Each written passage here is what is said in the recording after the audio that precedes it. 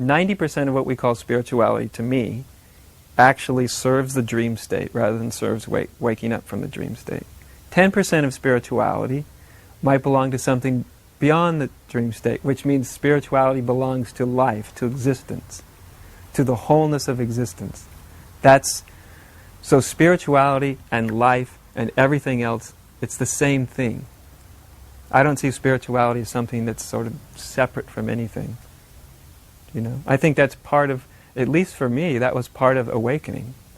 As one of the first things I said to my teacher was, and I thought, I was kind of ready to get, crucified for it because I didn't know how she'd respond, but I went, it feels like I just woke up from Zen, from spirituality. And she just smiles at me. And she pointed her finger, and she almost never did, and she said, that's the whole point. That didn't mean like I've thrown away Zen or spirituality or my path or anything. It just meant I woke up from my ideas about it that were based in fantasy, that were separated from this life. I think any spirituality that's separated from this existence is a fantasy. And I don't mean just the existence you can see and touch and feel. I mean existence itself, whether it's manifest or unmanifest. There's a collective consciousness of humanity and there's a collective mind structure. And it's very easy to just keep functioning in that mind structure while we think that we're not. Until we've come to see that the whole entire mind structure, personal and collective, it hasn't worked. It's not functional. There's no such thing as a better idea in it that's going to have the answer. First we have to see it has to start to collapse for us. And that's a big thing for a person. That's a huge thing. Not only to get out of your own personal conditioning, but get out of the conditioning of humanity as a whole.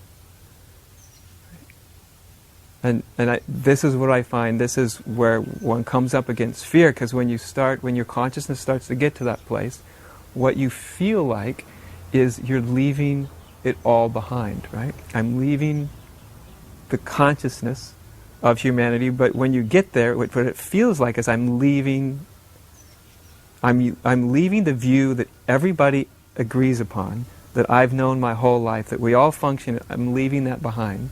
And when you actually get there, you realize, and I'm never going to get back to it. Ever. I'll never see the world like 99% of the people see it. I'll never get back. So most people get to that point, they see something beyond, but then there's always a reason why they have to cling to it again. It might be, well, what'll happen to my family? A mother, will I still be able to raise my children? I mean, these are great questions. I've been asked these questions. Ajay, I'm feeling this thing, but I have a 6-year-old. You see, and there's no guarantee that if I really let go, that I'll be a good mom. Will I be a good mom? They ask. Will I be? Good question, isn't it? And unfortunately, I've seen all the reassurances I can give them don't really help that much. Ultimately, I just go, how bad do you want to find out? Because I can tell you everything will be fine, but it's not going to help you. Or I can't let go because humanity is going down this rat hole. Right? We're destroying each other. And if I just sort of wake up out of the whole context, will I be a part of the solution? Will I care anymore? Does that make sense? And the sense is, well, the only answer I can go is, do you want to find out? Maybe anything has to be possible.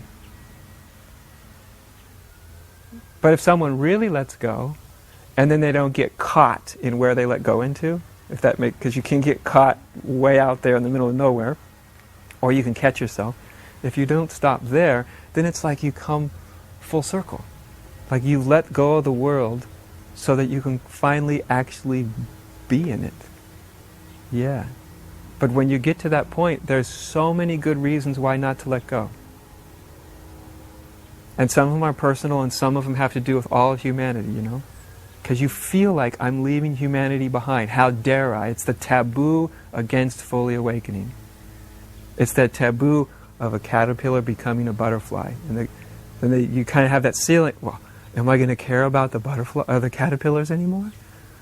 I don't mean it, and it's creating a separation that's not valid, but you get the idea. And it's sort of like, leaving your clan.